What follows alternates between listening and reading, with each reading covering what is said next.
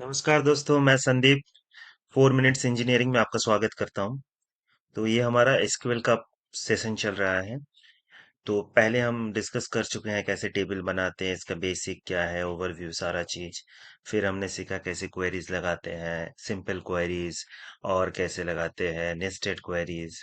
ठीक है, हम थोड़ा थोड़ा करके आगे बढ़ रहे हैं। तो अभी हम जो आज सीखेंगे ये एसक्यूएल का बहुत ही इंपॉर्टेंट पार्ट है, और इसको कहते हैं इनर जॉइन।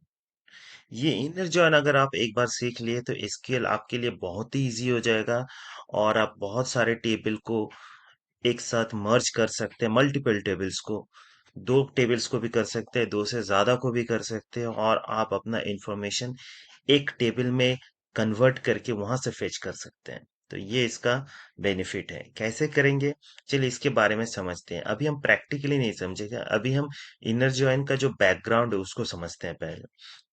ठीक है, जैसे कि आपको स्क्रीन पे दिख रहा है, यहाँ पे इनर जॉइन का टेबल 1 है ये। ठीक है, और ये है आपका टेबल 2।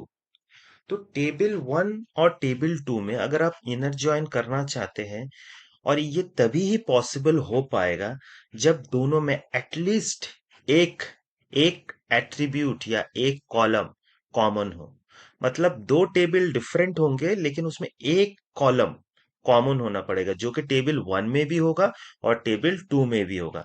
तभी आप उसमें इनर जॉइन कर सकते हैं। जैसे कि हम अगर इसको देखें, इस वेब पेज को, इसमें देखिए एक हमारे पास है ऑर्डर रिलेटेड टेबल। ठीक है, ये जो पहला टेबल आपको दिख रहा है, थोड़ा हाईलाइट करता हूं, ये है ऑर्डर रिलेटेड टेबल। ठीक है, तो इस टेबल में अगर आप देखिए ऑर्डर आईडी है, कस्टमर आईडी, एम्प्लॉय आईडी, ये सारे कॉलम है। दूसरे टेबल पे अगर हम जाएंगे, ये कस्टमर रिलेटेड टेबल है, ये वाली टेबल।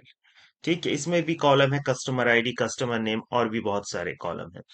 अगर आप गौर से देखें तो आपको पता चलेगा दोनों टेबल में एक कॉलम कॉमन है, और वो है ऑर्डर के टेबल से कस्टमर आईडी और कस्टमर के टेबल से भी कस्टमर आईडी।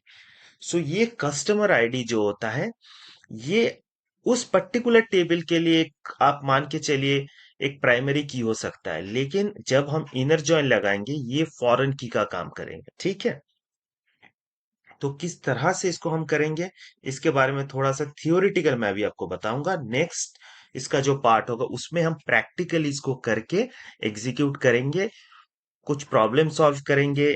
तब आपको बहुत ही बढ़िया तरीके से डेप्थ में पता चल जाएगा। इसका फॉर्मूला को बहुत ही सिंपल तरीके से समझते हैं। ठीक है, पहले तो आपको सिलेक्ट लगाना है, जो कि एसक्यूएल का बेसिक है। फिर जो जो कॉलम आपको शो करवाना है टेबल में, दोनों टेबल में से वो सारे कॉलम आपको लिखना है। ठीक है, ये देखिए, सिलेक्ट कॉलम नेम्स। सोचिए ऑर्डर टेबल से आप शो करवाना चाहते हैं एम्प्लॉय आईडी और या ऑर्डर डेट। ठीक है, तो वो कॉलम ले लीजिए, एम्प्लॉय आईडी, ऑर्डर डेट।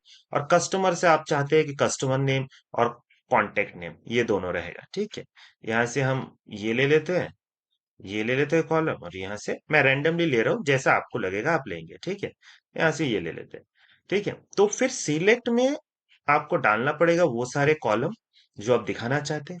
फिर फ्रॉम आएगा, फिर पहला वाला टेबल, कोई भी टेबल दोनों में से एक आप ले लेंगे। उसके बाद लगाएंगे इनर जॉइन। ठीक है, अब पहला वाला टेबल ले चुके हैं, इनर जॉइन किसके साथ लगाएंगे, दूसरे वाले टेबल के साथ। यहां तक मैं आशा करता हूं आपको समझ में आया होगा। सिलेक्ट, जो कॉलम शो करना चाहते हैं वो, फिर from table 1, inner join table 2, फिर आपको ऑन लगाना है। ऑन के बाद टेबल 1 का जो फॉरेन की आप लगाएंगे उसका इक्वल टू टेबल 2 का, मतलब जो कॉमन वाला कॉलम है जो हमने अभी डिस्कस किया था, जो है कस्टमर आईडी। ठीक है, ये कस्टमर आईडी वाला कॉलम हम यहाँ पे लगाएंगे। उस कॉलम को लिखने का तरीका कैसे होगा, वो भी यहाँ पे देखिए, पहले टेबल का नाम फिर डॉट कॉलम का नाम।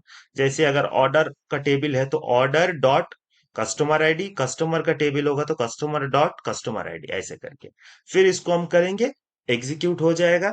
जो कॉलम हम शो कराना चाहते थे वो शो होगा। फिर वहां से हम अपने हिसाब से डेटा को फेच कर सकते हैं। है ना, बहुत आसान। इसको नेक्स्ट पार्ट में करते हैं। ठीक है, 4 मिनट्स इंजीनियरिंग को सब्सक्राइब करना बिल्कुल मत भूलिएगा। हम बहुत इजी तरीके से सीखने वाले हैं दोस्तों। Bye, take